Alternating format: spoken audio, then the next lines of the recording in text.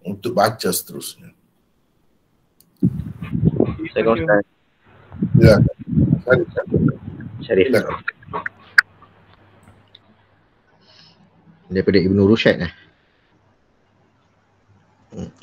Bismillah. Salatu wassalamu ala Rasulillah wa ba'd.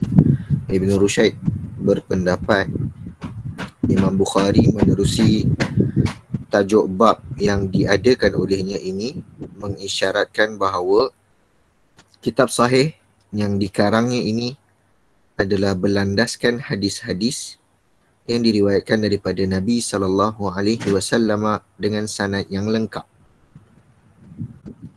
Al-Hafidh Ibn Hajar pula berpendapat tujuannya ialah menimbulkan soalan, adakah semua lafaz menerima tahammul hadis yang tersebut itu sama atau tidak.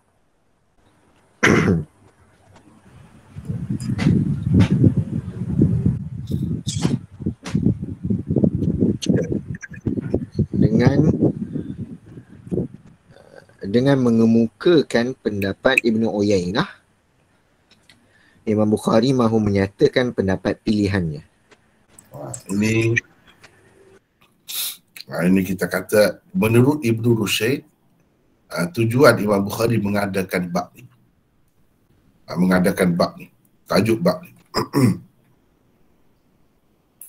Menurut Ibnu Rushad, ialah untuk mengisyaratkan bahawa kitab sahih yang dikarangnya ini, kitab Sahih Bukhari ini maksudnya, adalah berlandaskan hadis-hadis yang diriwayatkan daripada Nabi SAW dengan sanad yang lengkap. Itulah maksud utamanya. Itulah asasnya. Walaupun kita kata tadi dalam tajuk bab tadi, kata-kata Ibnu Mas'ud, kata-kata Ibnu Abbas, kata-kata Hudzaifah dan lain-lain, tidak ada pun sanad yang lengkap. Itu bukan yang dimaksudkan oleh Imam Bukhari. Yang dimaksudkan oleh Imam Bukhari ialah hadis-hadis yang musnadnya, yang ada nombor tu. Misalnya hadis yang ke-61, 62 dan seterusnya. Itu yang tu. Itulah maksud sebenar Imam Bukhari. Dan itulah hadis yang dikatakan istimewa dalam Sahih Bukhari. Itulah maksud utama dikarang Sahih Bukhari. Itu kata Ibnu Rushad. Dan dalam sanad yang lengkap itu, lafaz apa yang digunakan? Yang digunakan ialah haddatsana, akhbarana dan sebagainya. Itulah yang dia kata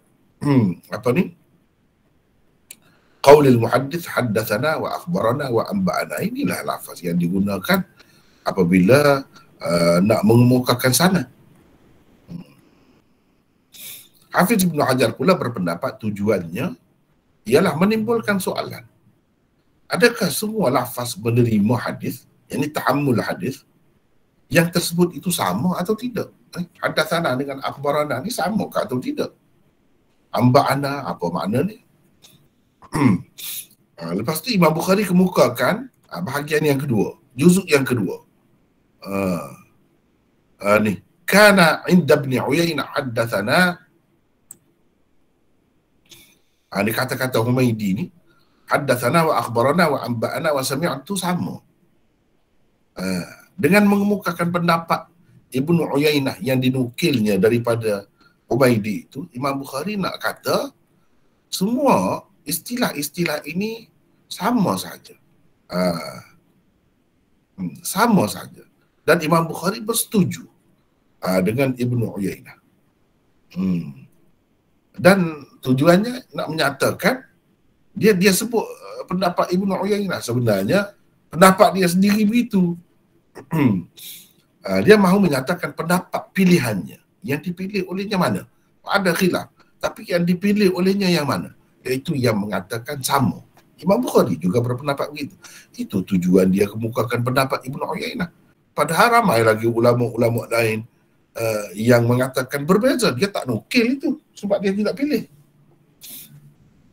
Nampak? Dia tidak nukil yang itu sebab dia tidak pilih. Cuba kita tengok sini. Ini Fathul Bari. Fathul Bari ni. Inilah tempat saya ambil. Qala Ibnu Rushad. أشار بهذه الترجمة إلى أنه بنى كتابه على المسندات المرويات عن النبي صلى الله عليه وسلم. Itu kata Ibn Rushd. Qultu, ini kata Hafiz Ibn Hajar. ومراده هل هذه الألفاظ بمعنى واحد أم لا؟ وإيراده قول ابن عيينة دون غيره دال على أنه مختاره. Itu pilihannya, pendapat pilihannya. Apa tidak? Jadi apa yang tersebut di sini ada di dalam Fathul Bari. Cuma sekarang ni saya tak masukkan lagi lah rujukan dia, apa yang tersebut ni dalam kitab mana adanya. Ada lah lagi. Sebab kita ni nota lagi. Itu sebab saya sebut tadi, nota ini banyak perkara yang tidak lengkap lah. Tetapi boleh pakai dah. Boleh pakai dah. Benda ni kalau diteliti sendiri akan bertemu di dalam kitab-kitab syarah hadis tu. Syarah-syarah hadis yang utama tu. Tetapi saya tak bagi lagi lah di sini. Apabila nak jadi buku tu seperti jilid yang pertama yang saya sebut tadi lah, memang ada rujukan itu. Setiap kenyataan yang dikemukakan disertakan rujukannya.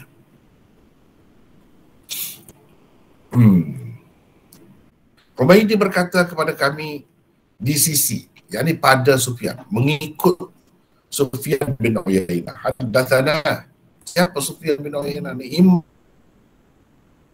Belum daripada Imam Bukhari lagi. Jadi cara Imam Bukhari ni, dia cerita pendapat orang lain kan. Dia tak cerita pendapat dia sendiri. Tetapi yang dia nukilkan itu sebenarnya yang dipilih. Pendapat dia pun begitu juga. Dia bersetuju dengan pendapat itu. Dia kata sama. Cuba kita tengok sini. Siapa itu Syarif tadi, sila baca lagi. Haddatsana pula ialah satu istilah penyampaian hadis di mana guru membaca hadis dan murid mendengarnya. Akhbarana pula ialah murid membaca hadis dan guru mendengarnya. Anba'ana ialah hadis yang diperolehi oleh seseorang dengan cara ijazah, sama ada diperolehi seseorang dengan cara ijazah, sama ada secara lisan atau bertulis. Imam Bukhari mengemukakan pendapat Sufyan bin Uyainah di sini untuk menyatakan sokongan beliau terhadap pandangannya, iaitu istilah haddatsana, anba'ana dan akhbarana memberikan makna yang sama sahaja. Jadi ia boleh dipakai dengan maksud yang sama. Silakan. Silakan. Mana tadi? Okey, jadi ia boleh dipakai dengan maksud yang sama, tidak seperti ulama hadis yang lain yang menyebutkan dengan terperinci perbezaannya seperti Imam Muslim dan Imam Abu Daud contohnya. Ini Imam Bukhari bawakan yang bahagian ini untuk menyatakan semua ni istilah ni boleh digunakan di tempat satu sama lain, boleh ditukar ganti, tidak menjadi masalah, sama saja. Jadi kita tak boleh kata seperti yang minggu lepas kan kita dah belajar dah ilal Saghir Imam Tirmizi itu, dengan menukar-nukarkan istilah ni, lafaz ta'ammul ataupun adab hadis ini tidaklah menjadi ilat yang mencacatkan sesuatu hadis itu. Tidak menjadi ilat yang mencacatkan sesuatu hadis itu, yang menyebabkan sesuatu hadis itu dinilai sebagai dhaif. Tidak begitulah bagi Imam Bukhari. Tapi bagi orang yang berpendapat berbeza, dia tak boleh tukar-tukar lah. Kalau tukar tu dia semacam ada kecacatan, kekurangan itu. Macam ada ilat itu. Ilat. Tetapi jumhur ulama termasuk Imam Bukhari mengatakan tidak. Dia tidak memberi kesan kepada hadis. Itulah perbezaan. Jadi pada dasarnya orang yang mengatakan berbeza tu jelaslah maknanya haddatsana yang diterima daripada guru dengan guru membaca hadis. Akhbarana yang diterima dengan murid membaca di hadapan guru. Amba'ana pula ialah yang diijazahkan oleh guru, yang diterima secara ijazah. Munawalah dan sebagainya.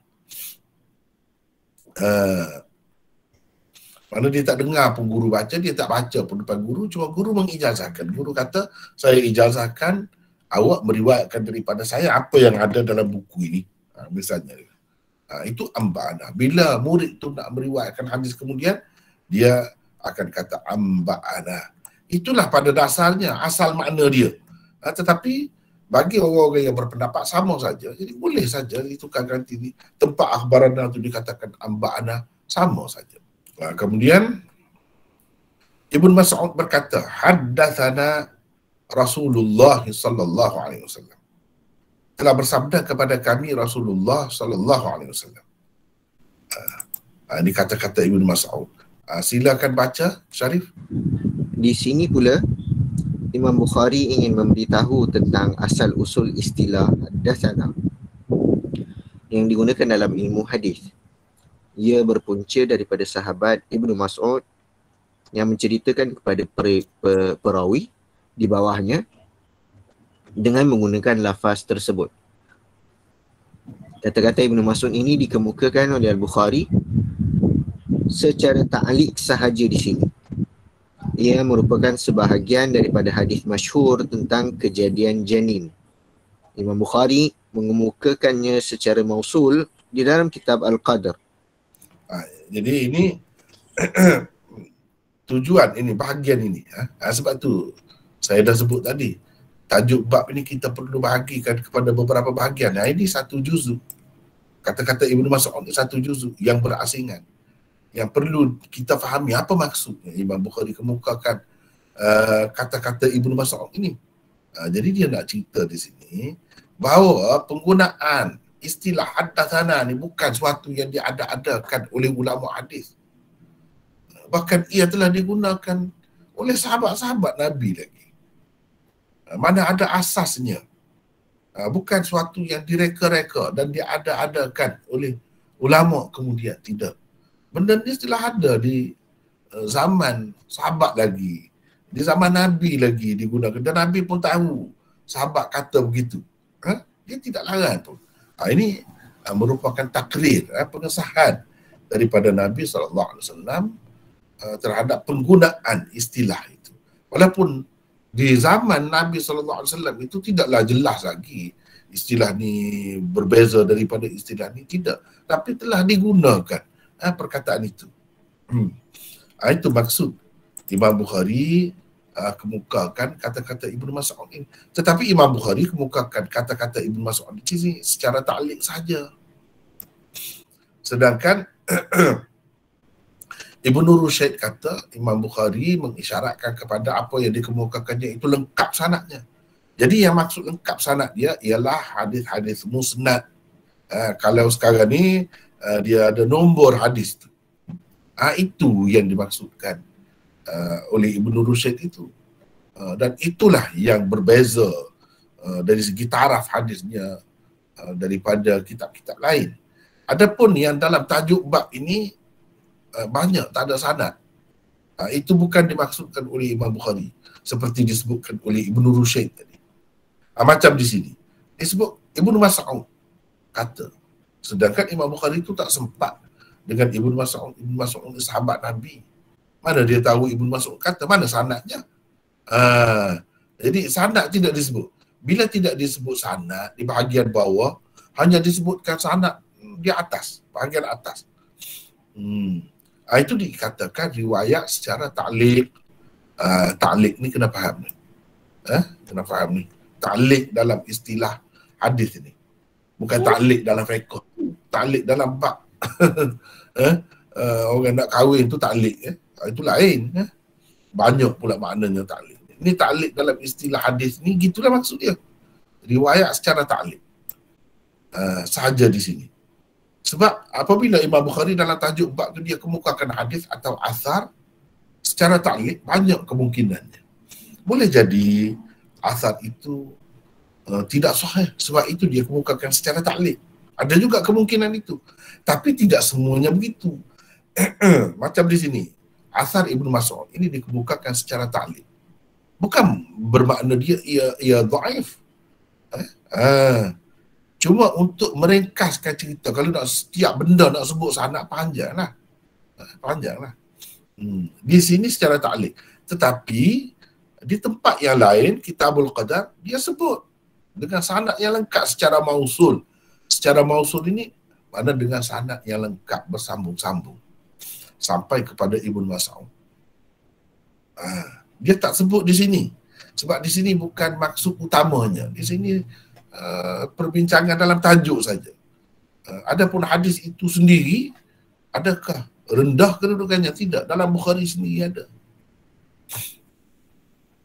Nah, teruskan Syarif. Di dalam Al-Quran juga ada digunakan kata perintah yang berpunca daripada kata akar yang sama, seperti pada firman Allah berikut, wa amma bi ni'mati rabbika fahaddits.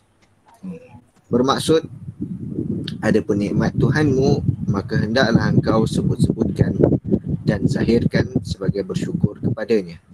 Surah Duha ayat ke-11. Nikmat Allah yang paling besar adalah atau ialah agama.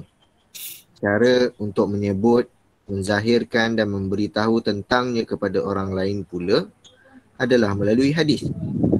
Kerana banyak perkara yang tersebut atau disebut dalam Al-Quran diberitahu secara ringkas sahaja dan tidak disebutkan secara terperinci seperti di dalam hadis-hadis Rasulullah sallallahu alaihi wasallam. Jadi mungkin kita kata, adakah penggunaan istilah hadis ini haddatsana ini berpunca daripada hadis saja? Jawabnya tidak. Dalam Quran pun ada menggunakan ini. Fahaddits, kamu ceritakan. Jadi Tuhan kata, kamu ceritakan. Bila kita nak cerita tu kita kata haddatsana lah. Gitu.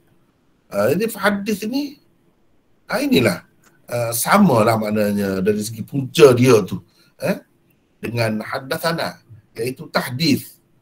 Yang orang kita, kalau yang belajar ilmu saraf tu senanglah dia tahu. Puncanya sama. Haddatsa yuhadditsu tahditsan. Hadis itu fi'il amarnya. Fi'il amarnya daripada punca yang sama. Jadi ini juga menjadi punca kepada penggunaan haddatsana itu sebagai istilah. Itu nak ceritanya. Sebab apa? Hadis ini hakikatnya Allah Subhanahu Wa Taala perintahkan kepada kita supaya nyatakan nikmatnya. Nikmatnya yang paling besar apa? Ialah agama. Dan bagaimana cara kita nak bersyukur atas nikmat Allah Subhanahu Wa Taala itu? Bagaimana kita nak ceritakan nikmat Allah, agama itu secara lengkap, secara terperinci? Jawabnya kita kena pergi kepada hadis yang menggunakan dalam sanadnya haddatsana, akhbarana dan sebagainya, terutamanya haddatsana lah di sini yang menggunakan lafaz-lafaz itu, barulah kita dapat perincian tentang nikmat Allah itu, iaitu agama Islam itu. Itu nak dia kita kena perhati begitulah, barulah kita nampak tu. Kukuh betul cara dia tu. Bila ulama hadis gunakan haddatsana, ada asas ke tidak? Jawabnya ada. Ini saya sebut sedikit saja. Kalau kita tengok dalam kitab lain, banyak lagi dia sebut. Umpamanya ini sebagai contoh lah saya nak bagi di sini. Di dalam At-Tawdih li Syarh al-Jami' as-Sahih oleh Ibnul Mulaqqin. Dalam ni disebut banyak lagi. Disebut banyak lagi. Punca-puncanya dalam hadis, dalam Quran, menggunakan perkataan daripada punca yang sama. Misalnya di sini, Allahu nazzala ahsanal hadis, perkataan hadis. Yauma idzin tuhadditsu akhbara, tuhadditsu, haddatsa yuhadditsu. Daripada situlah dia ambil haddatsana tu daripada perkataan yang sama. Begitu juga perkataan-perkataannya. Wala yaktumuna Allah haditha.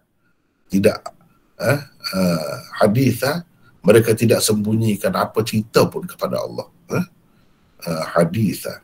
Dan begitulah seterusnya. Ini sebagai contoh. Ini pun syarah Bukhari juga. Baca lagi, Syarif, silakan. Sini sambung.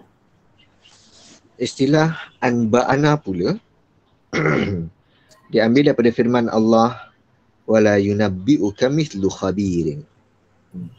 Yang bermaksud, dan ingatlah, tidak ada yang dapat memberitahu kepadamu, wahai Muhammad, akan hakikat yang sebenarnya seperti yang diberitahu oleh Allah yang maha mendalam pengetahuannya. Surah Fatir ayat ke-14. Jadi di sini nabba'a yunabbi'u. Nabba'a yunabbi'u. Ini amba'ana daripada perkataan yang sama, cuma lain lah wazan dia tu. Itu amba'a, ini nabba'a. Lebih kurang sama. Kalau kita tengok di dalam kitab ni, cuma saya tak sebut semua lah. Misalnya, qad nabba'ana Allahu min akhbar. Man amba'aka hadha, misalnya. Man amba'aka hadha. Amba'a, yumbi'u. Itu jelas lagi. Itu pun daripada Quran. Maknanya dalam Quran pun ada guna istilah-istilah ini. Jadi ulama-ulama hadis guna istilah-istilah itu sebenarnya ada mengambil kira daripada sumber-sumber utama Islam, Al-Quran dan juga Al-Hadis. Itu nak cerita begitulah.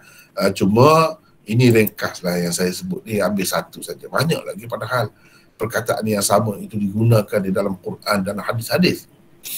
Okey. Baginda Ibn Mas'ud berkata, haddatsana Rasulullah sallallahu alaihi wasallam. Baginda adalah seorang yang benar dan dibenarkan, atau lagi dibenarkan. Ni yang ke-34 di nota. Baca lagi, Syarif. Sambung lagi. Maksudnya ialah Nabi SAW adalah seorang yang memang benar, dan Allah Subhanahu Wa Taala sendiri membenarkannya, bermaksud mentakdilkannya, tidak seperti para ulama mujtahid atau orang-orang lain, kerana pendapat yang dianggap mereka betul tidak diketahui lagi hakikatnya. Adakah ia memang betul atau tidak?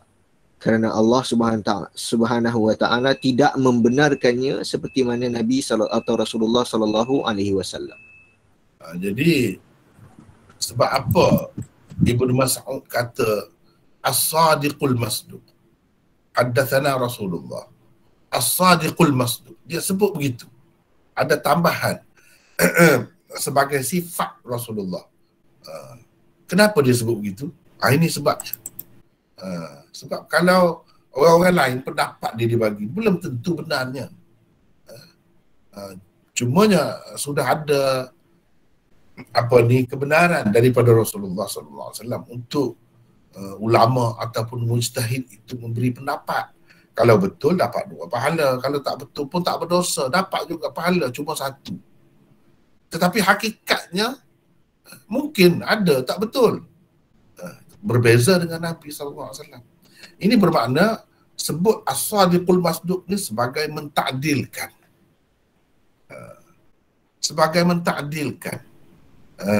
Kalau dalam istilah ulum hadis dikatakan mentakdilkan, membenarkan, mentakdilkan Nabi SAW. Nabi memang benar dan dibenarkan. Siapa yang membenarkan? Allah. Allah yang menyokong bahawa ia benar. Sehingga salah satu sifat Nabi itu sidq, benar. Jadi bila benar, maka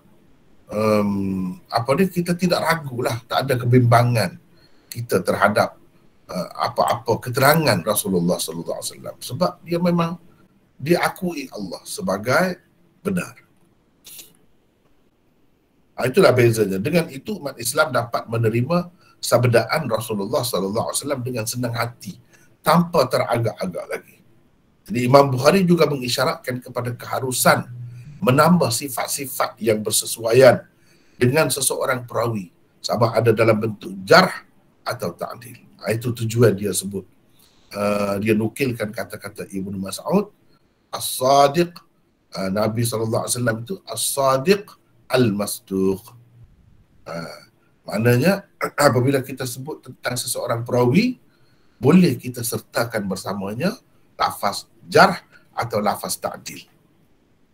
Di sini yang digunakan oleh Ibnu Mas'ud hanya lafaz ta'dil.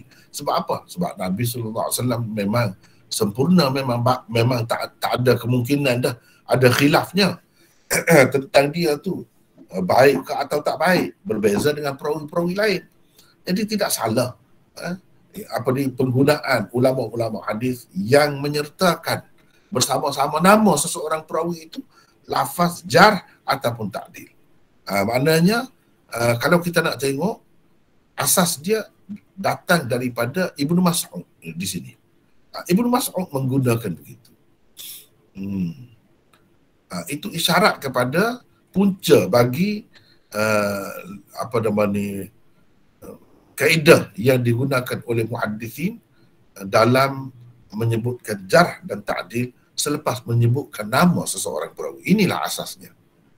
Syaqiq berkata, daripada Abdullah bin Mas'ud, saya mendengar Nabi SAW mengucapkan sesuatu. Mengucapkan sesuatu. Jadi kalau kita tengok dalam teks asal ini, waqala Syaqiq an Abdullah qala sami'tu Nabi SAW kalimatan, aku telah mendengar satu ucapan daripada Nabi SAW. Jadi dia guna perkataan sami'tu pula di sini. Perkataan sami'tu ni pun selalu digunakan dalam sanad ketika meriwayatkan atau menyampaikan sesuatu hadis. Semua ni dia nak cerita punca dia lah, punca ni. Di sini kita ada istilah aku telah mendengar atau sami'tu juga mempunyai asasnya seperti yang disebut di sini, seperti tersebut di sini, seperti yang seperti tersebut di sini.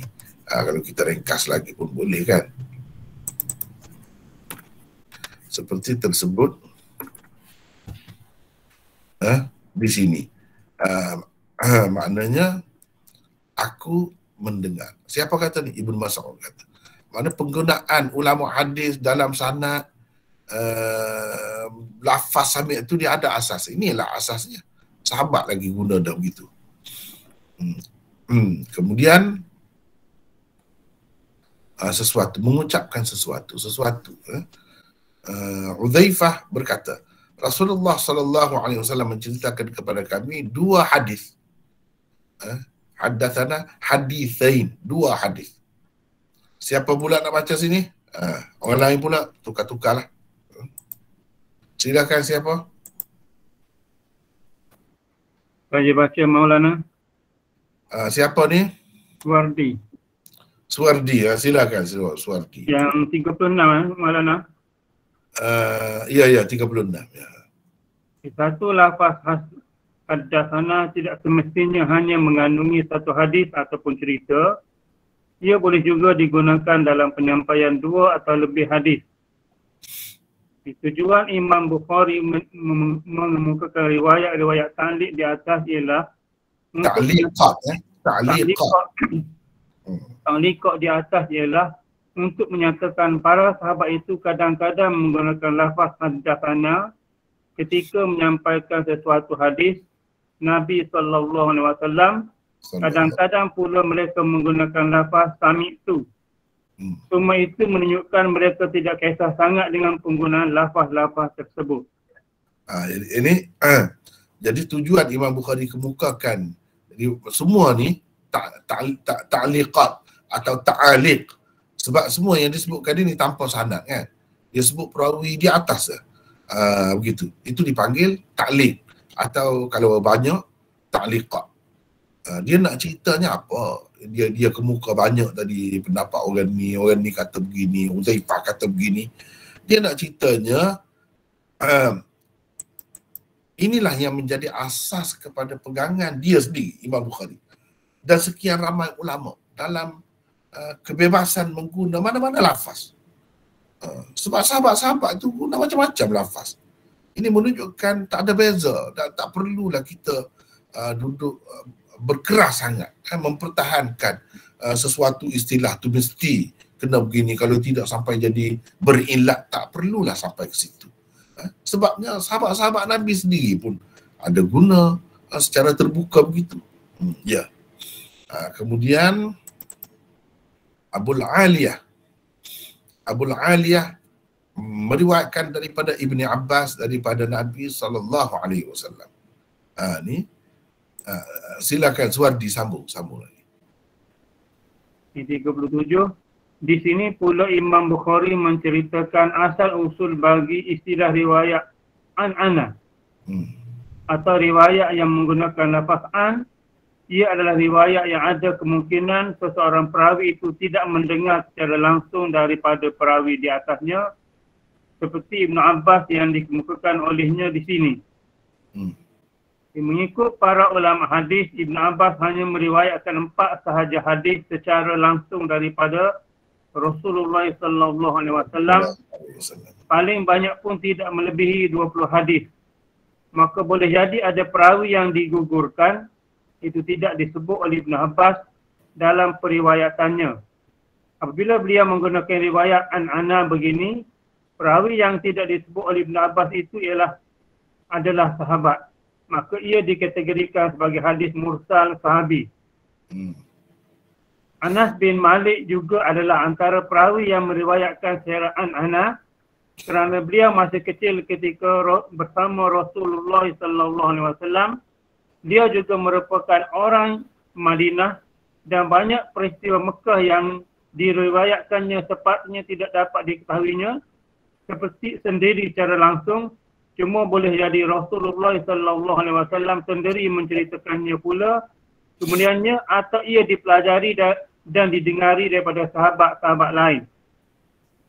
Abu Hurairah juga banyak meriwayatkan daripada Rasulullah SAW secara an-ana. Semuanya telah diisyaratkan oleh Imam Bukhari di penghujung tajuk bab ini.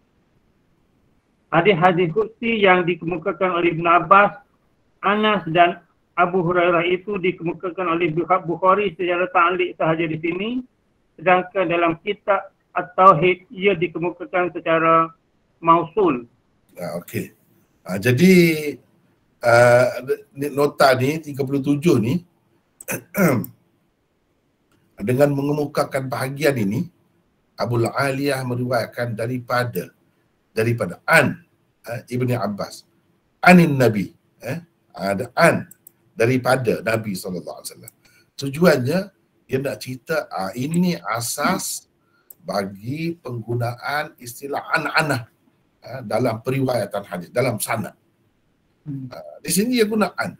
Dan bila kata an, riwayat secara an-anah ni, ia juga menunjukkan ada kemungkinan Ibnu Abbas daripada Nabi ni tidak diambilnya terus daripada Nabi secara langsung, tetapi melalui sahabat yang lain.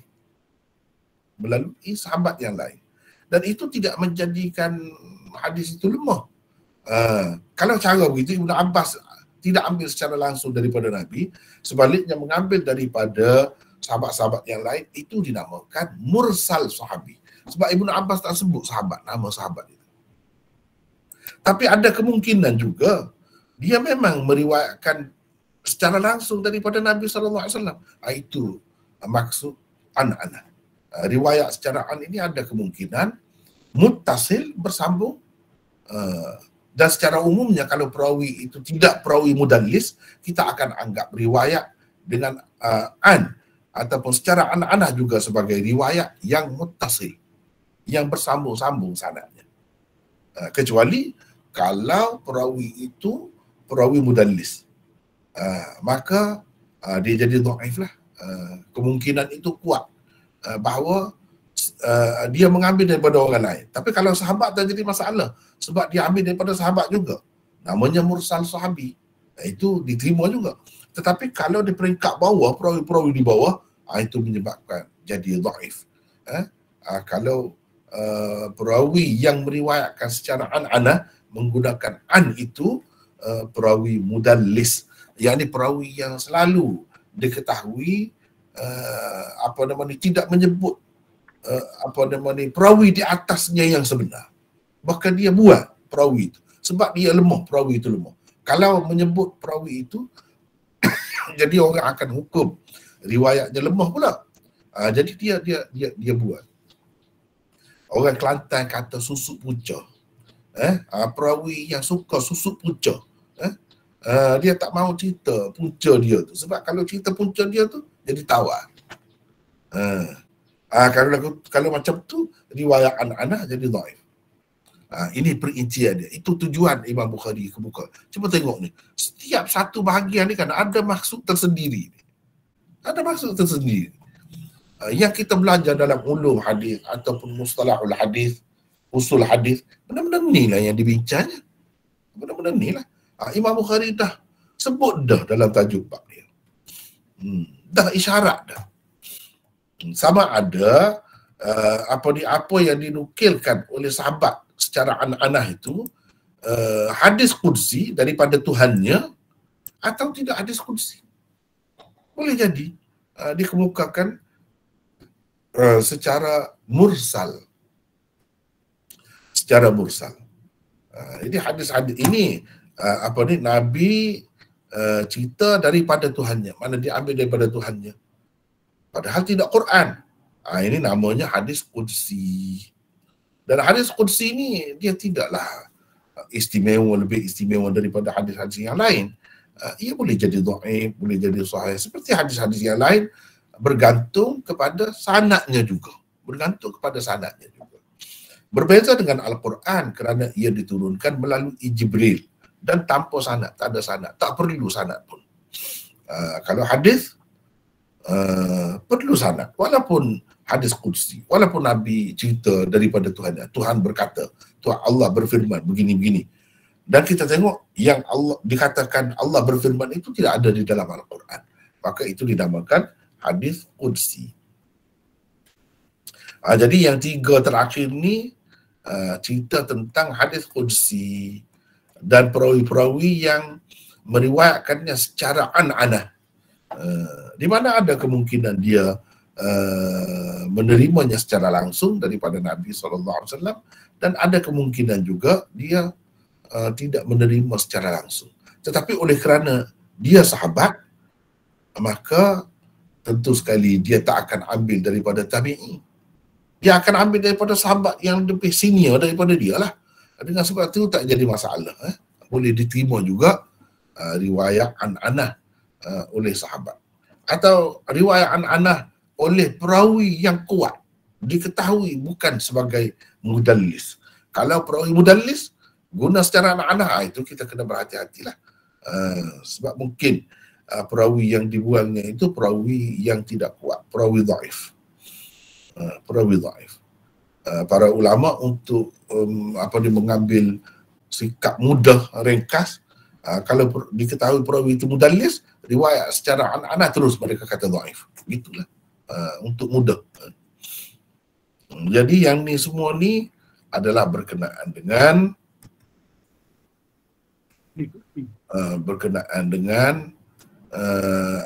riwayat secara an-anah. Puncanya ada. Puncanya. Dia telah digunakan oleh sahabat-sahabat Rasulullah SAW.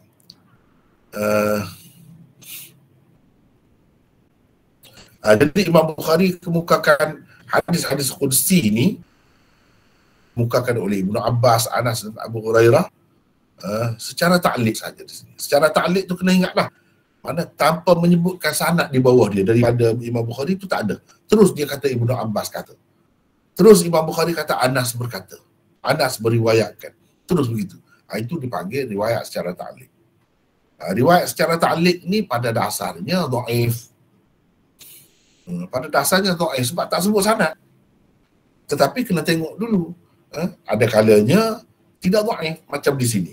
Walaupun Imam Bukhari sebut secara ta'liq tidak dhaif. Sebab di tempat lain dalam kitab Sahih Bukhari ini juga, iaitu Kitab Tauhid, ia dikemukakan secara mausul. Secara mausul ni makna dengan lengkap sanadnya. Dengan cukup lengkap sanadnya, bersambung-sambung. Jadi ia tidak dhaif. Tetapi bila sebut hadis mu'allaq, riwayat secara ta'liq, hadis yang diriwayatkan itu dipanggil hadis mu'allaq. Pada dasarnya riwayat mu'allaq, hadis mu'allaq itu adalah hadis dhaif. Tetapi kena tengok pula. Kalau ada keadaan-keadaan yang menunjukkan ia sahih lah. Tetapi sanad yang mu'allaq itu sendiri perlu kena teliti, kena pastikan adakah ia dhaif atau dibuang sanadnya tu kerana nak meringkaskan. Al-Quran juga diambil Rasulullah daripada Allah SWT, cuma melalui perantaraan Jibril alaihissalam. Ini menunjukkan bahawa hadis adalah wahyu yang terus daripada Allah SWT tanpa perantaraan. Maka li basyarin an yukallimahullah illa wahyan aw min wara'i hijab aw yursila rasulan fayuhiya bi idnihi ma yasha. Itu ayat ini menunjukkan selain daripada yang Rasulullah terima melalui Jibril, ada lagi yang Rasulullah terima daripada Allah, wahyan. Seseorang manusia tidak boleh bercakap dengan Allah, berhubung, berinteraksi dengan Allah illa wahyan, melainkan dalam bentuk wahyu. Jadi wahyu itu apa? Secara langsung lah, hadis-hadis ni wahyu lah, berdasarkan ayat itu. Sebab ayat itu tidak sebutkan Quran saja. Yang Quran tu au yursila rasulan fayuhiya biidnihi ma yasha. Itu melalui Jibril. Yursila, Allah utuskan rasul, maksudnya malaikat. Lalu malaikat itu sampaikan kepada Nabi wahyu. Itu Quran. Khusus dengan Quran. Sedangkan dalam ayat itu disebutkan bukan semuanya yang disampaikan kepada Nabi itu begitu caranya dengan perantaraan. Bahkan ada dengan wahyan au min wara'i hijab, berdasarkan ayat itu. Selain dari itu, bahagian ini mengisyaratkan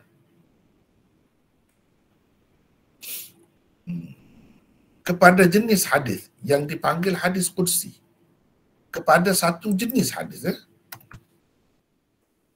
yang dipanggil hadis qudsi, iaitu firman Allah SWT yang tidak tersebut di dalam Al-Quran. Namun begitu taraf hadis qudsi berbanding hadis-hadis yang lain hanyalah sama saja. Tidaklah kata hadis qudsi ini mesti lebih tinggi kedudukannya. Tak. Dia bergantung kepada sanad. Yang menentukan kuat atau lemahnya ialah sanadnya. Begitu juga hadis musalsal yang menyatakan Nabi buat begini. Ketika dia meriwayatkan hadis ni, dia sedang buat gini. Perawi di bawahnya pun buat begitu juga. Perawi di bawah lagi pun buat begitu juga. Jadi secara zahirnya nampak macam kuat. Tidak. Hadis musalsal pun sama seperti hadis qudsi, bergantung sepenuhnya kepada sanad. Kalau sanad ia dhaif lah. Tak kira musalsal ke hadis qudsi ke apa ke, tak kira. Berbeza dengan Quran. Kerana dia tak ada ni. Penggunaan sanad ni tak ada. Sebab apa? Sebab terlalu sebab mutawatir lah. Sebab tawatur. Semua orang tahu begitu. Memang tak ada lain lah. Memang begitu. Kalau orang tengok dalam nuskha ataupun orang kata tulisan-tulisan tangan Quran yang ada sekarang ni ditemui di di England, di England baru dikeluarkan, dikemukakan Quran tu yang lamanya dikatakan lebih 1000 tahun, sampai zaman Nabi tu sampai, berdasarkan kajian yang dibuatnya sampai ke sini. Jadi kalau begitu, apa bezanya Quran itu dengan yang ada? Tak ada beza. Itu terbukti Quran ini. Dari segi orang-orang yang hafal pun sama juga, ramai, bukan seorang. Berbeza dengan hadis-hadis tu tidak ada. Nak cari seorang yang hafal Sahih Bukhari, semua sekali. Oh, susah. Tak ada, boleh katakan. Tak ada yang mendakwa begitu. Berbeza dengan Quran. Kerana yang hafal pun ramai, bukan seorang dua, sampai ke peringkat mutawatir. Yang tulisan pun dalam bentuk Quran ini memang sama begini, pergi mana-mana pun, itu pun mutawatir. Dengan sebab itu tak perlu dah kepada sanad. Misalnya semua orang Timur, semua orang tahu memang ada Jepun, negara Jepun. Jadi bila kita nak cerita tentang Jepun, tak perlulah kita kemukakan sanad. Orang ni cerita, orang ni cerita, orang ni cerita, bahawa Jepun tu ada, negara Jepun tu ada wujud dalam dunia. Tak perlu kata begitu. Memang semua orang Timur ada. Semua orang Timur, semua tahu. Ilmu apa pun bincang, memang dah terima Jepun tu ada. Cuma kalau kita nak kata orang di Jepun yang duduk di Tokyo namanya sekian-sekian, kata itu boleh jadi betul, boleh jadi tak betul, itu perlu sanad lah. Itu perlu sanad lah. Jadi pengetahuan tentang Jepun tu sendiri, kewujudan Jepun itu, negara Jepun itu memang mutawatir, tak perlu kepada sanad. Kita kata di Jepun begini, itu tak payah sanad lah. Jepun itu ada, itu tak payah sanad lah. Baru kita habis sampai di sini. Kemudian baru pergi kepada hadis, baru pergi kepada hadis. Dan masa kita ni nak habis lah, kan? Itulah. Baru bincang tajuk, bab. Sedangkan hadis banyak lagi. Tak apalah, kita pergilah setakat mana yang sempat dah.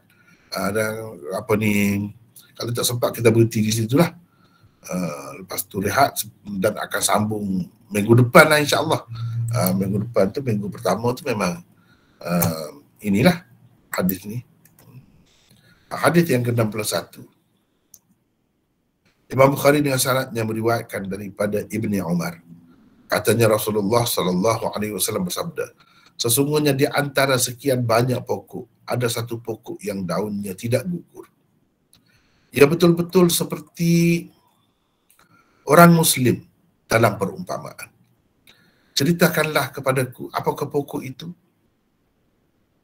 Fikiran para sahabat melayang kepada pokok-pokok yang terdapat di padang pasir.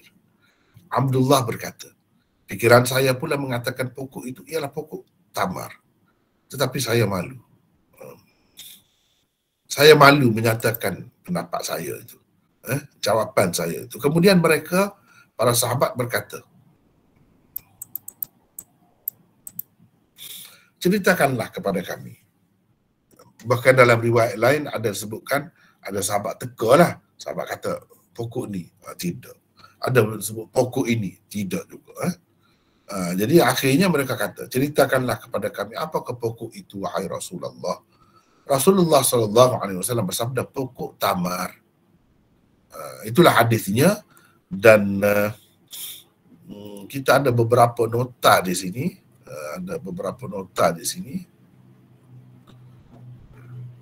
Sesungguhnya di antara sekian banyak pokok, ada satu pokok yang daunnya tidak gugur. Daunnya tidak gugur. Maksud daun tidak gugur tu satu-satu daun dia tu. Macam kita tengok daunnya lah, daunnya. Daun kelapa tu, pokok kelapa tu. Dia pelepah tu, daun tu melekat dekat pelepah tu. Dia tidak gugur satu-satu tu, tidak.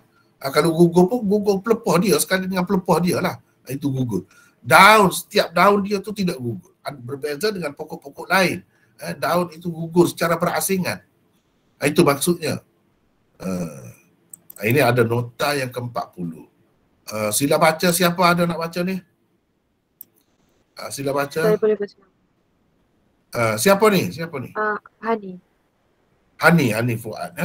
Hani Fuad ni daripada mana? Gombak. Silakan. 40.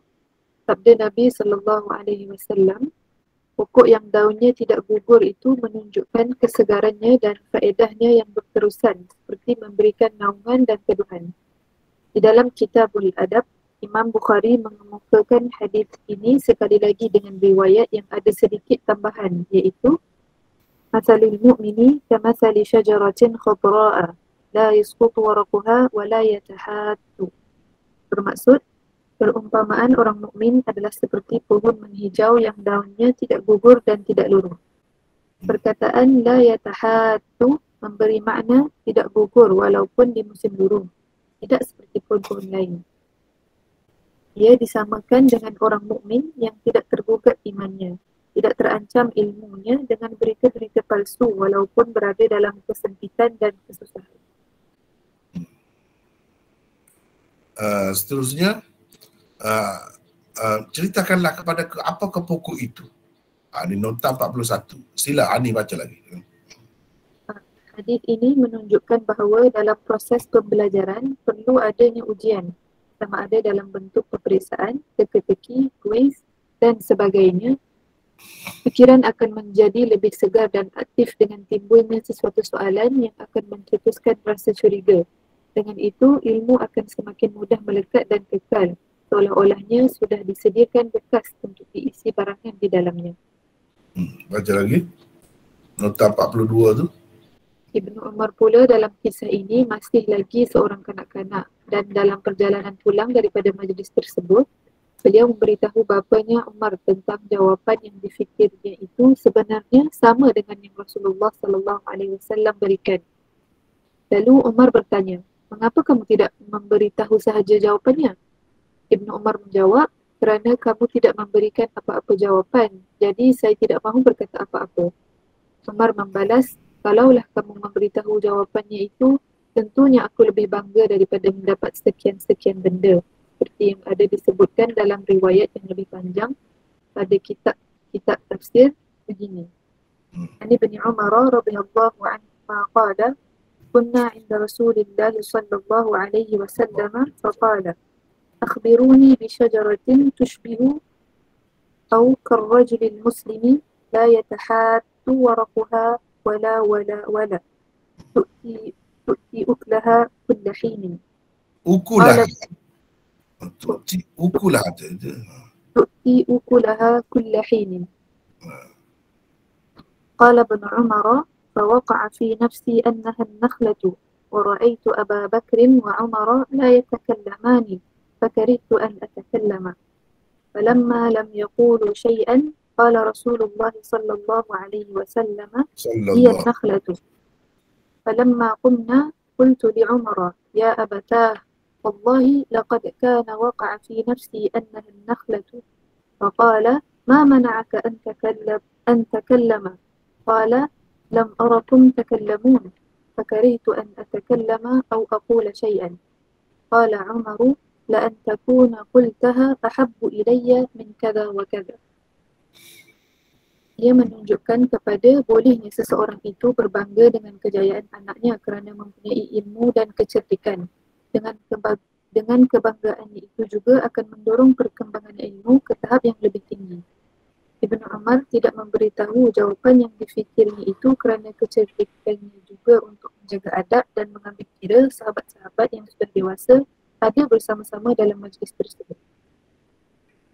Bagaimanakah Ibnu Umar boleh mengagak jawapan yang betul? Mengikut riwayat yang lain, dalam majlis itu Rasulullah SAW diberikan umbut tamar.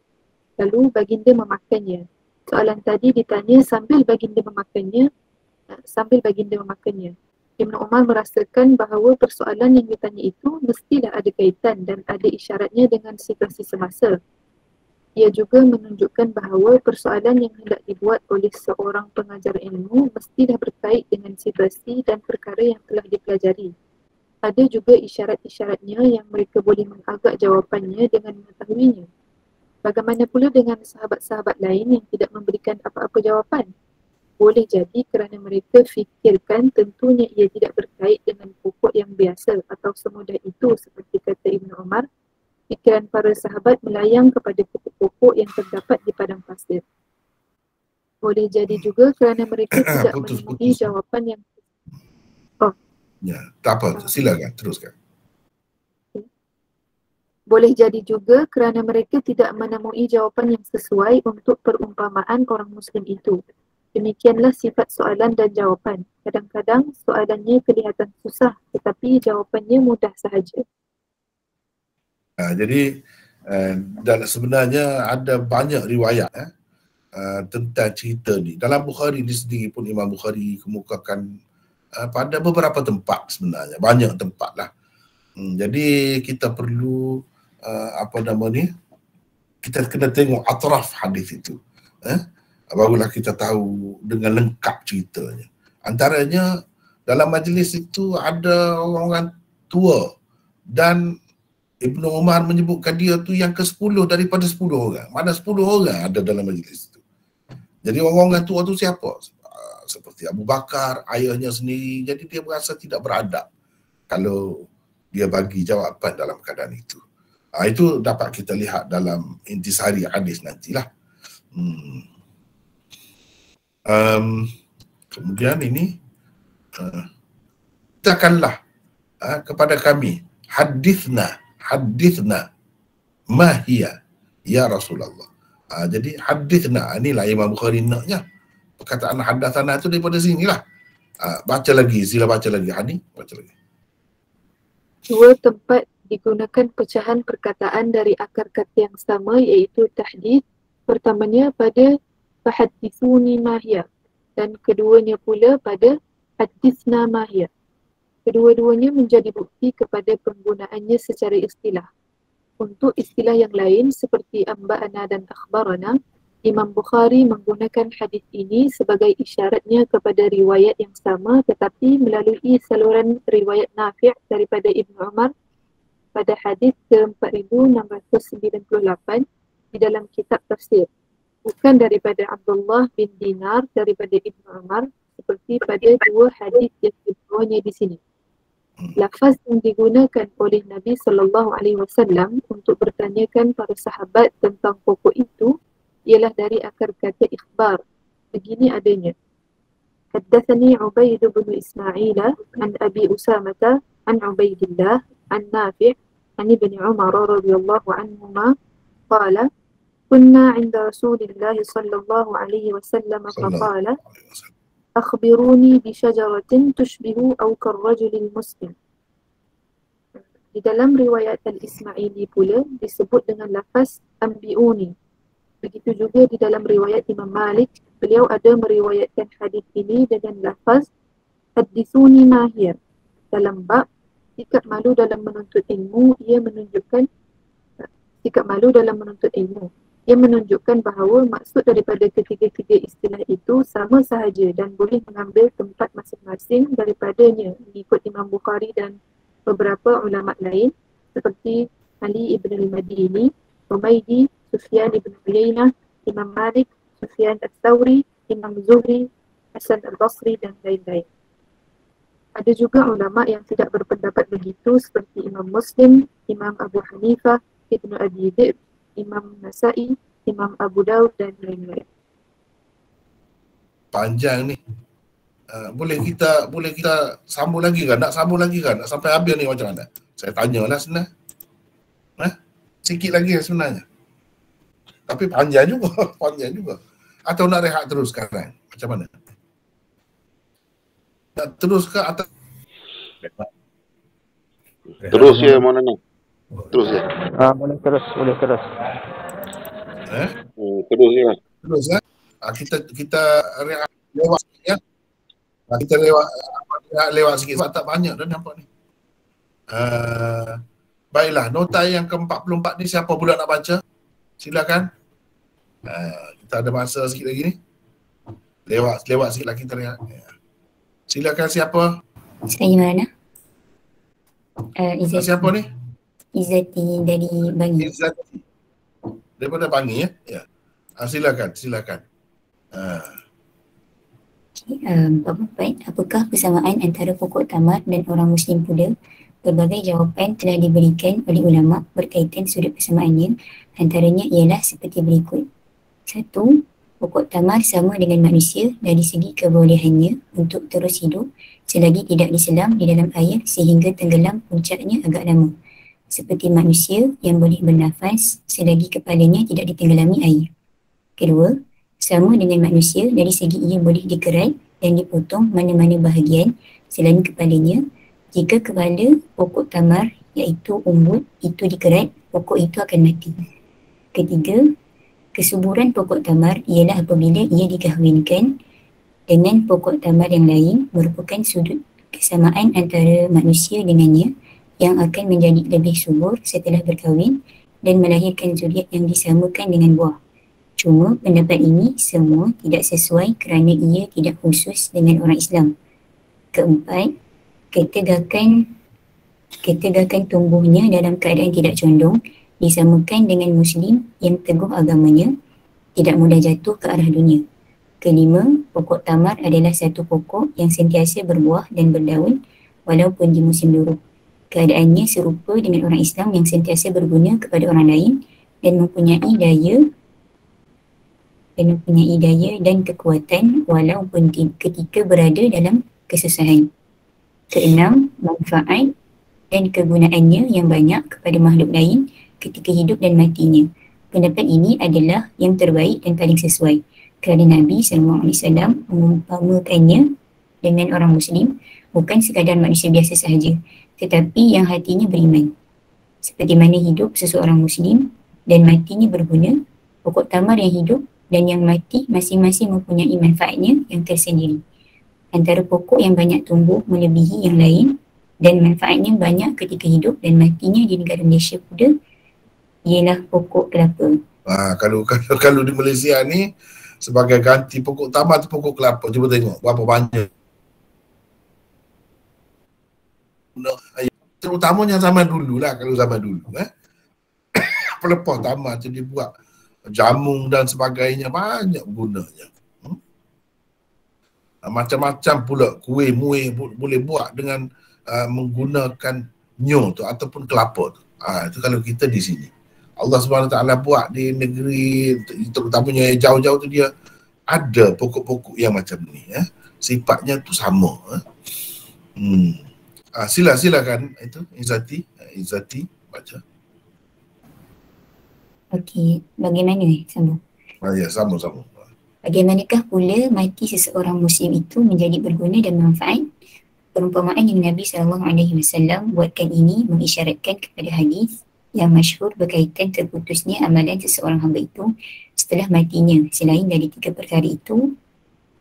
tiga perkara iaitu ilmu yang bermanfaat, sedekah jariah yang berterusan dan anak yang mendoakan ibu bapanya. Selain dari hadis itu, boleh juga difahami daripada firman Allah berikut, alam tara kaifa daraballahu masalan kalimatan tayyibatan kasyajaratin tayyibatin asluha sabitun wa far'uha fis sama'. Bermaksud, tidakkah engkau melihat wahai Muhammad bagaimana Allah mengemukakan satu perbandingan iaitu kalimah, yakni ajaran yang baik adalah sebagai sebatang pohon yang baik dan pangkalnya iaitu akar tunjangnya tetap teguh dan cabang pucuknya menjulang ke langit. Surah Ibrahim ayat 24. Adanya persamaan antara pangkal yang teguh dengan iman yang tersimpan di lubuk hati dan buah yang berfaedah dengan ilmu yang disampaikan, amal kebajikan yang berterusan manfaatnya dan zuriat yang soleh. Persamaan orang Islam yang beriman dan berilmu dengan pokok tamar jelas dapat dilihat. Ia berguna tidak ketika hidupnya sahaja tetapi juga setelah ia meninggal dunia. Antara pengajaran sambung ke? Okay. Antara pengajaran baik. Silakan. Antara pengajaran panduan. Silakan. Antara pengajaran, panduan, pedoman dan hukum hakam yang terdapat di dalam hadis ini ialah yang pertama, keharusan menggunakan teka-teki dan lain-lain cara yang menarik perhatian ketika mengajar. Kedua, terhadnya ilmu manusia kepada persekitarannya dan apa-apa yang berkait dengan kehidupan sehariannya.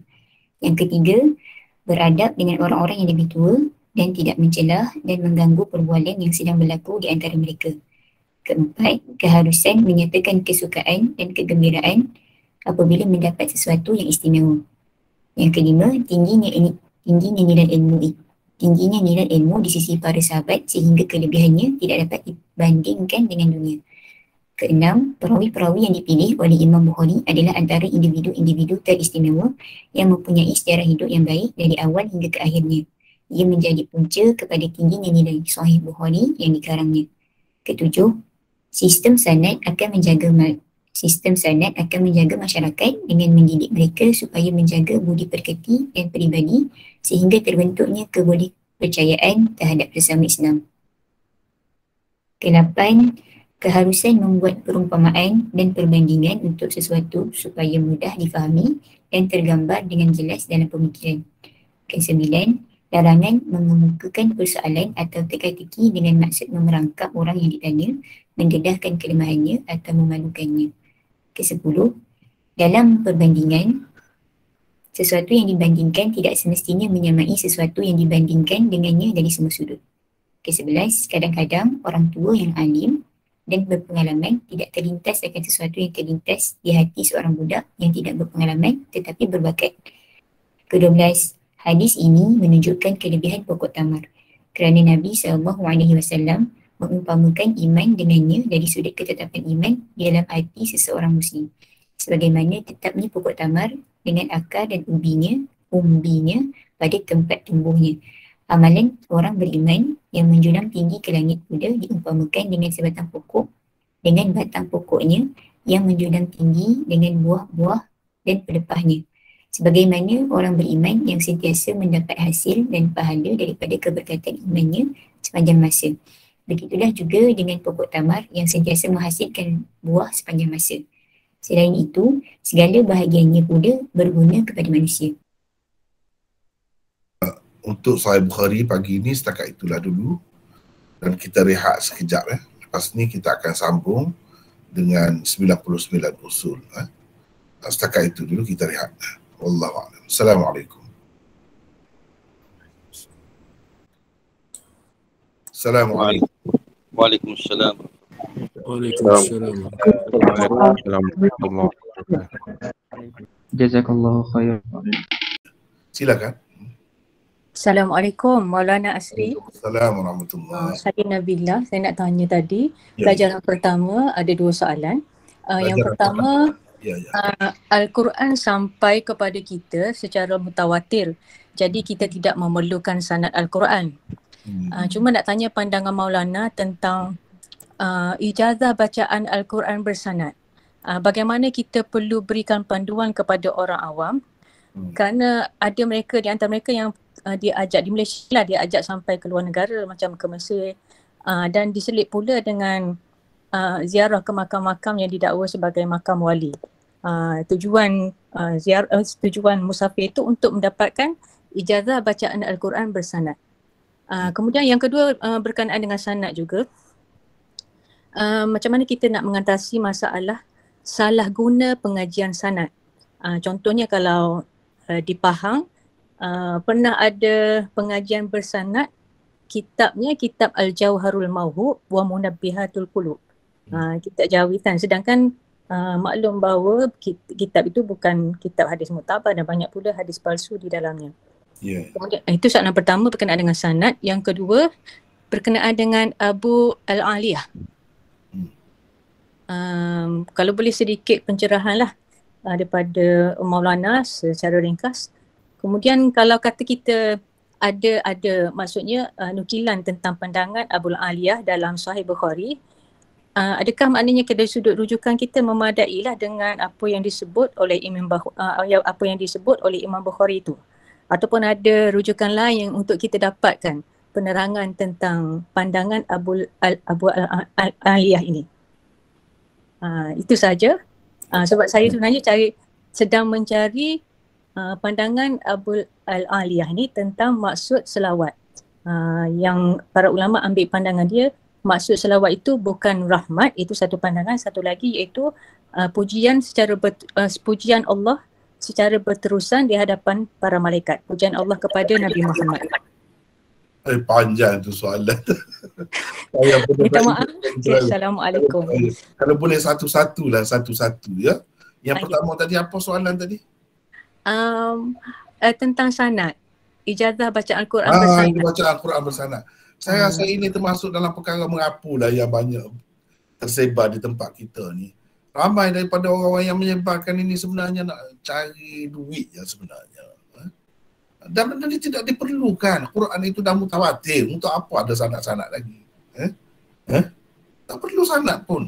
Jadi inilah orang kata permainan menggunakan ayat-ayat Allah, jual agama Allah, macam-macam lah. Mereka ni sanad ni kan, sekarang ni dah merapu ni, sanad serban pun ada. Jadi semuanya nak sanad, sedangkan tak perlu sanad apa, tak perlu. Zaman sanad itu sudah berlalu dah. Kalau dalam kitab-kitab ini dah lengkap dah cukup dah. Jadi tak perlu. Yang diperlukan sanad ini pada masa dulu sebelum dibukukan kitab-kitab hadis ni terutamanya. Sanad yang ada sekarang ni paling-paling tinggi untuk keberkatan, itu untuk sebagai menghidupkan budaya kita, menjaga tradisi kita, itu saja sebenarnya. Terutama kalau berkenaan dengan Quran itu satu perkara yang tak masuk akal lah berlaku. Walaupun di kalangan ahli-ahli qiraat memang itu ada, bukan khusus dengan Fatihah saja, yang lain-lain pun ada. Itu dari sudut lain lah. Tapi untuk umum ni, Quran yang sedia ada, apa yang tercetak ni tak perlu dah. Bahkan dengan buat begitu mungkin suatu hari nanti akan menimbulkan kemuskilan pula. Adakah Quran ini seperti hadis-hadis saja kedudukannya? Perlu kepada sanad juga. Sedangkan daripada awal lagi itu semua tidak dikatakan diterima oleh ulama sebagai sesuatu yang diperlukan. Yang seterusnya apa tadi yang panjang soalan itu? Salah guna pengajian bersanad. Menggunakan kitab-kitab yang banyak hadis palsu, contohnya Al-Jauharul Mawhub, Munabihatul Qulub, diiklankan membuat pengajian bersanad kitab tersebut. Yalah. Itu pun satu perkara yang sia-sia saja. Tak perlu dah. Apa-apa yang ada dalam kitab tu sebenarnya ada dalam kitab-kitab hadis yang lain dengan lengkap sanadnya. Sebenarnya saya pun belajar juga kitab tu semasa di pondok dulu. Kitab tu kita dah rasa setelah kita belajar lebih dalam tentang hadis ni, kita rasa dah banyak dah perkara-perkara yang peliknya. Tetapi kalau ada lagi satu kitab yang lagi dahsyat, di pondok-pondok pun ada mengajar juga dulu. Itulah saya bimbang sangat. Kadang-kadang orang yang terlalu taksub ni dia pakai semua. Bahayalah, setiap benda yang dia ajar tu diterima, ditelan semua. Dan seseolahnya tak boleh dipertikaikan lagi. Ini bahaya sangat. Iaitu kitab Kashful Ghaibiyah. Itu lagi dahsyat. Itu lagi dahsyat sebenarnya. Jadi nak ijazah ataupun nak sanad kitab-kitab yang seperti ini untuk apa? Tak perlu pun. Sebahagian hadis-hadisnya ada dalam, yang mana sahih itu ada dalam kitab-kitab sahih. Yang mana maudhu' itu ada dalam kitab maudhu'. Bahkan ada dengan sanad seperti yang kita baca tadi kan. Yang saya kemukakan tadi, Ibnul Jauzi dengan sanadnya dalam Al-Maudhu' ada. Dalam kitab-kitab itu mana ada sanad pun. Dan sanad ni kepada orang-orang yang tak faham ni, dia ingat itu suatu keberkatan yang besar. Padahal Ibnul Jauzi pun ada sanad, ada maudhu' tadi. Bukan maknanya dia nak melebihkan sanad. Sanad tu semata-mata nak menyatakan bertanggungjawab. Dia ada cerita dia, ada silsilahnya. Itu saja. Bukan nak melebihkan, nak mentakdiskan sanad itu. Keadaan orang kita ni sekarang ni, itulah bahaya tu. Dah jadi fenomena sekarang ni. Sebab kitab-kitab yang seperti itu pula diutamakan. Dengan rasminya disebarkan dengan bersanad, padahal tak perlu semua. Seterusnya apa tadi? Panjang apa ni? Satu lagi berkenaan dengan Abul Aliyah tadi. Abul Aliyah boleh tengok di dalam ginilah yang ukhti sebut tadi, macam-macam cerita tu. Itu kena nampaknya ukhti ni seorang yang boleh mengkaji, boleh membaca, boleh menyemak sendiri, tengok sendirilah. Tetapi orang-orang yang Imam Bukhari petik ni, terutamanya yang dia petik macam di sini, ini kan disebutkan puncanya di mana, disebutkan. Jadi kalau riwayat dia tu memang boleh diterima lah. Cuma kita kena ingat di dalam Sahih Bukhari ni, kalau dalam tajuk bab dia tu, hadis-hadis ta'liqat atau ta'aliq dia itu ada macam-macam. Boleh jadi perawi-perawi yang dhaif juga ada di situ. Itu kena tengoklah. Keadaannya. Seterusnya apa tadi? Sebab di sini saya tak sempat buat lagi. Seperti yang saya buat pada jilid yang pertama tu, semua setiap perawi dan perawi yang disebut ini saya sebutkan biodatanya. Ini belum sempat lagi sebab saya pun nak cepat-cepat buat itu, tertinggal sebahagian daripadanya. Apa lagi seterusnya tadi soalan tadi? Tak, maksud saya tentang Abul Aliyah tu, maknanya kalau kita sebagai pengkaji cukuplah kita petik daripada Sahih Bukhari yang mengatakan, Imam Bukhari mengatakan pandangan Abul Aliyah sekian. Cukup memadai dah. Itu sudah memadai. Memadai. Okey, terima kasih. Jazakallahu khairan. Ya, ada lagi yang lain-lain? Silakan. Assalamualaikum Maulana. Waalaikumsalam. Maulana, mengenai perawi Abdul Rahman Ibn Ziyad Al-Afriqi, memang sebab saya jumpa riwayat dia dalam hadis Rasulullah, hadis Abdullah bin Amr bin Al-As, qala alaihi salatu wassalam, la ya'tiyanna ala ummati ma ata ala bani Israil hadwa an-na'li bin-na'l hatta idza kana fihim man ata ummahu alaniyah lakana fi ummati man yaf'alu dhalik. Dan saya dah sebarkan hadis ini bahawasanya hadis hasan.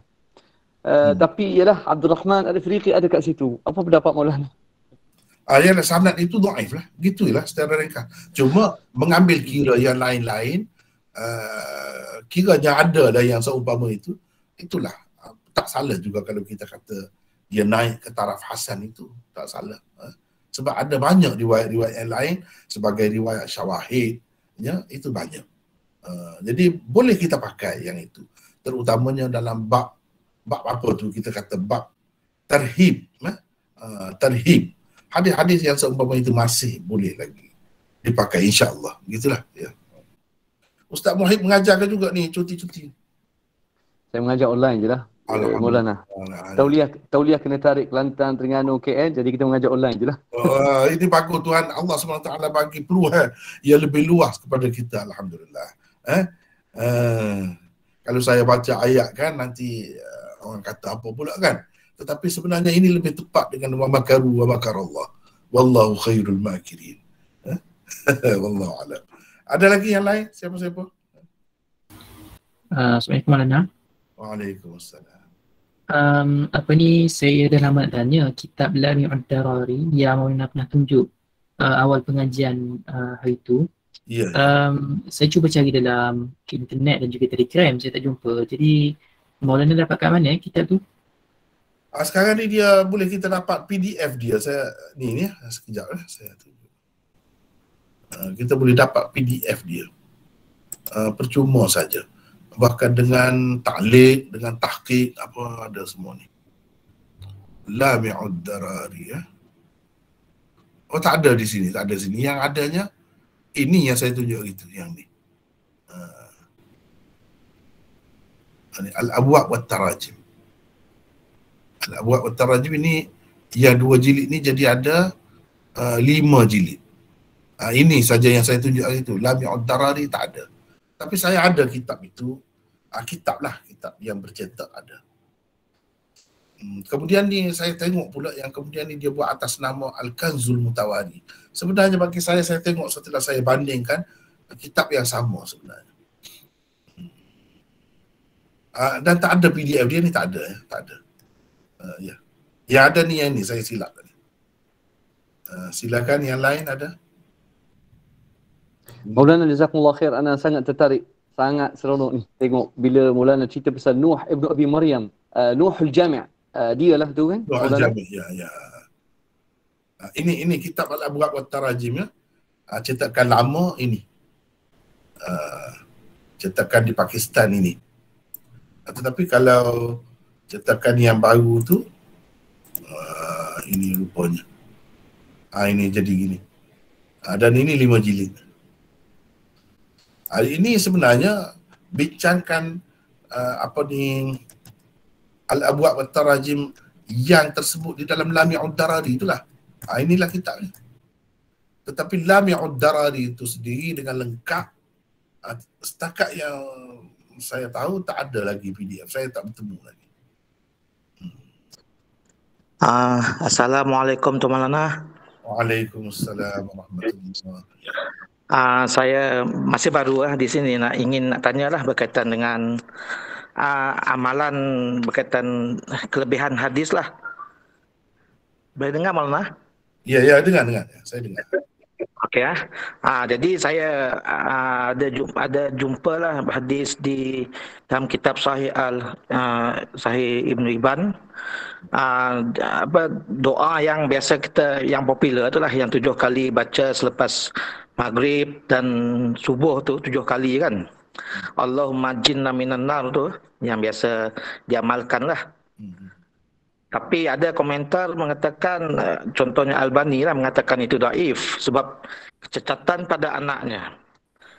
Jadi dalam Ibnu Hajar, dalam kitab Tahzib dia mengatakan tokoh tu Harith bin Muslim tu dia seorang sahabat lah.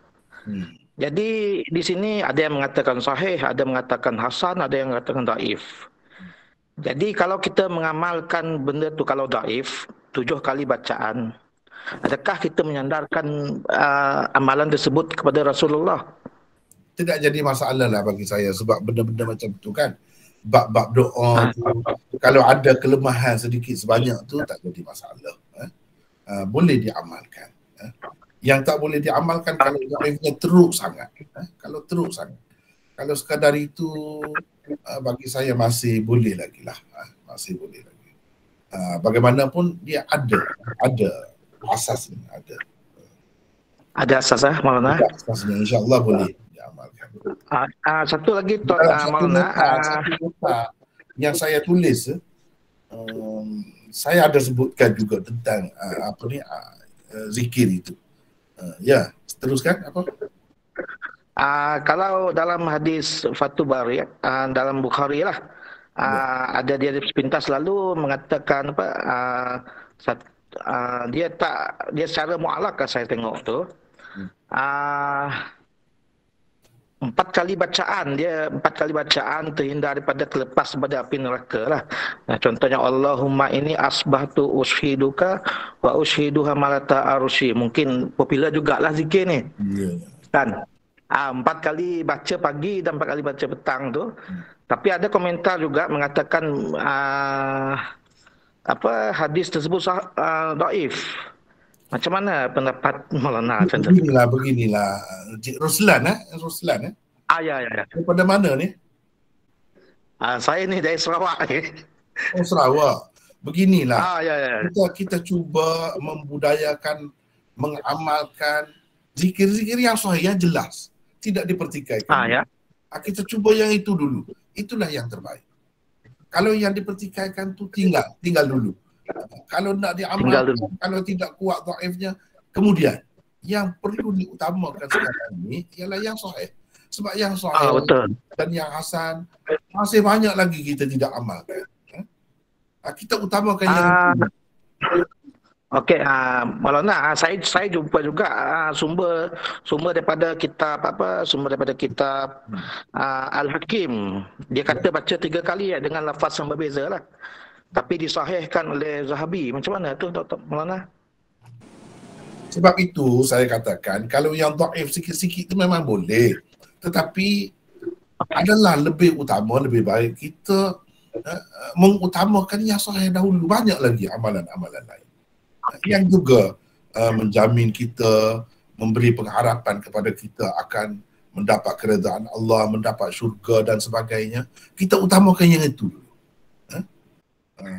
Jadi lafaz yang dikeluarkan dalam kitab Al-Hakim tu dengan sahihkan Zahabi tu bolehlah. Boleh pakai. Sebab dia disahihkan juga dengan Zahabi juga. Saya tengok dalam maudhu' Al-Hakim pun tak ada juga hadis tu dikategorikan sebagai palsu juga. Boleh lah. Okey. Okey itu saja. Saya rasa kita dah sampai penghujungnya. Setakat itulah dulu untuk hari ini ya. Wallahu a'lam. Kita akan bertemu lagi insya-Allah minggu depan. Setakat itulah. Wallahu a'lam. Assalamualaikum.